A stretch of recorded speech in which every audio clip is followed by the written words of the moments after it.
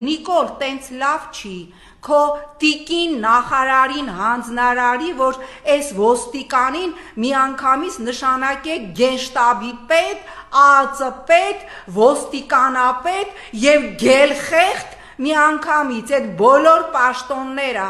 հայկական գելխեղտն էլ վրեն, միանգամից համատեղեք եւ սրան նշանակեք։ Իսկ պատկերացնում եք ինչ կլիներ, եթե նախկին որևէ իշխանության ժամանակ ոստիկանության որևէ աշխատակից իրան այսպես պահեր, անմիջապես ԵՄ-ի դեսպանատներից եւ ամերիկյան դեսպանատներից լապ ստացող, դոլարի եւ եվրոյի տեսքով լապ ստացող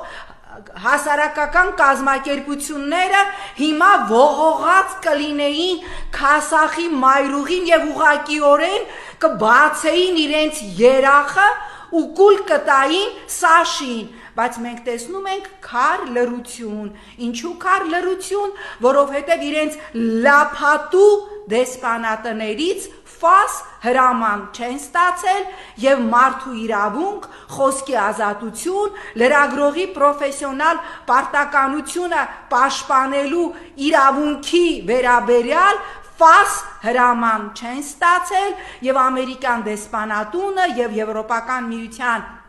դեսպանատները եւ լրագրողական կազմակերպությունները միջազգային բոլորը պահպանելու են քար լռություն։ Սա է նիկոլական Հայաստանը, սա է Նիկոլի դեմոկրատիան, սա է Նիկոլի Հայաստանի խոսքի ազատությունը, երբ ընդամենը ցույց լուսաբանելու համար հայկական գելխեղտ աշխատող ոստիկանը հարվածում է լրագրողին